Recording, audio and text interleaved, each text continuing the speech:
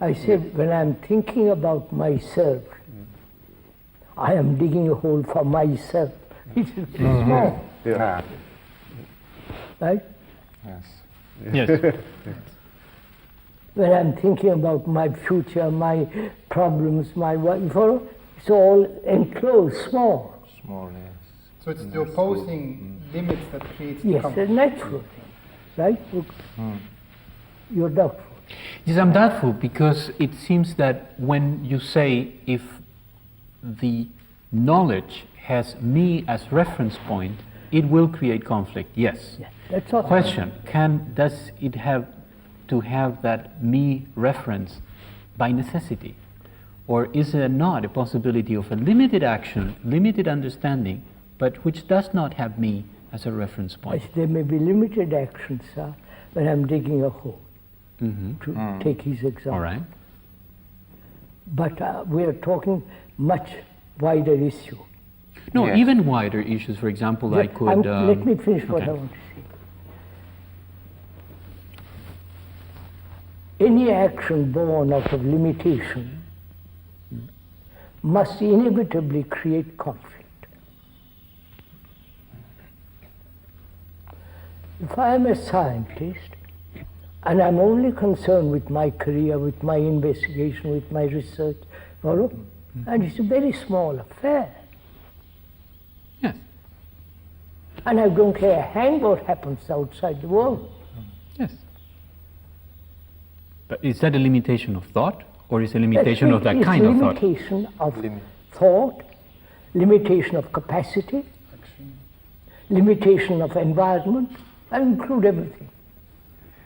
How can we widen this? Yeah, just we come Yeah, to that. I am waiting We come about to this. that. You understand? Sir? Have we communicated with each other? No, I think I understand what you're saying, but again, you seem to me to be shifting from the nature of knowledge to the nature of a kind of knowledge. No.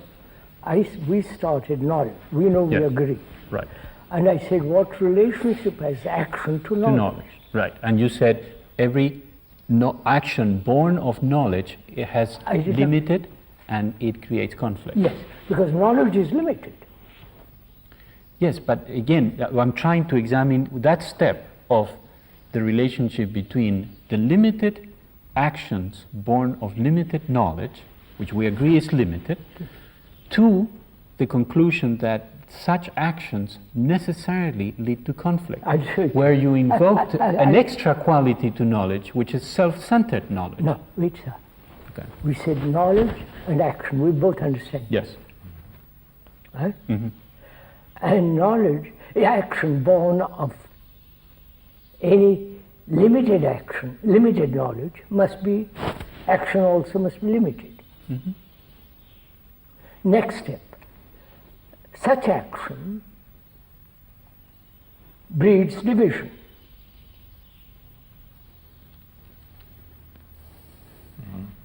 Just True, take yeah, it. First time, That's true. Yeah. Division, yes. Distinction. Yes. where there is division, there must be conflict. Yes. Is that It is. Yes.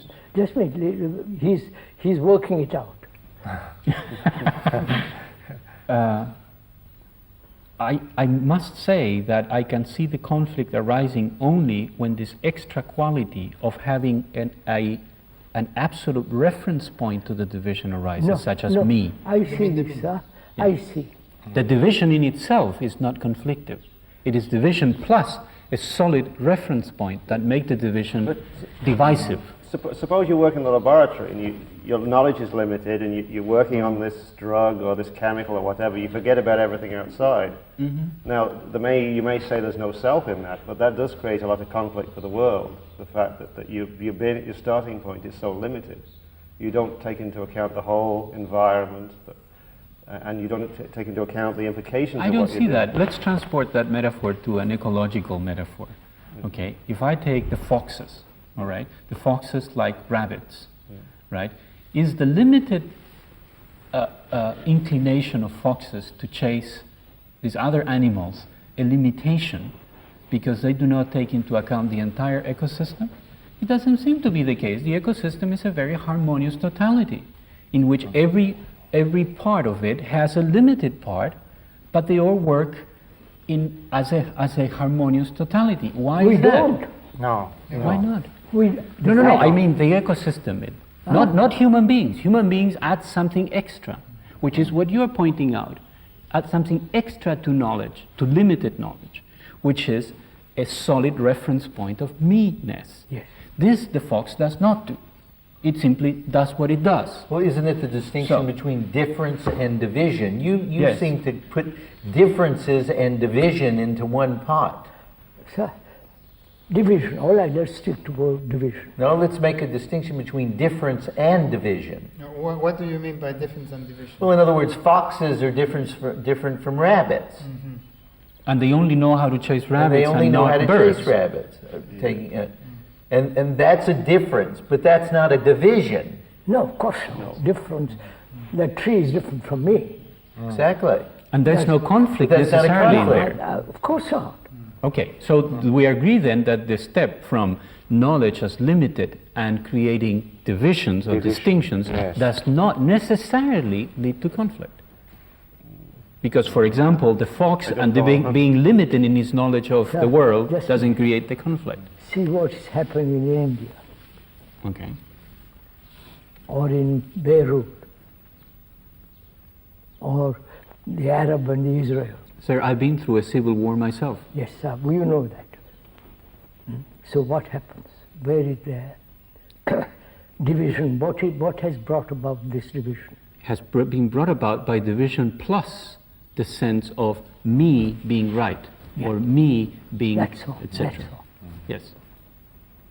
No, but please understand me. I'm not denying that point, which I entirely see it, I think. But it seems to me that we have to separate that extra, which is the meanness or the self-centeredness, from knowledge as such. That knowledge as such can exist in a limited I aspect understand. without the meanness. Knowledge is such in those books. No. Knowledge as such as my knowledge, for example, that I can pick up this glass of water, or larger knowledge such as how to run an economy or How a to railway run a motor. station. Of course, that's understood. Well, are you trying to say, for example, when you I'm trying not to put what seems to be a distinction of knowledge for a particular kind of knowledge. But I don't know if I'm making I myself can't clear. quite go along all the way with you on that, and particularly on the one with the foxes. You see, I don't think that's a good analogy between foxes and humans. but perhaps you know, before And we go I to think foxes, maybe we're going off the perhaps track. we should go back to the question. You see that all our action seems to be born out of knowledge. Yes, sir. There seems somehow you see, And that knowledge, as we have already said, is limited. Yes. So action is limited, Action is limited. right? Yes. So let's start from that. Okay. And our next step for me is that as knowledge is limited, action is limited. And that's one of the reasons or one of the causes of human division in their relationship, the me, my ideas, my ambition, his ideas, his ambition, his competitiveness and my competitiveness, my aggression, so on. This constant division is naturally breeding conflict in the world. Yes. That's all.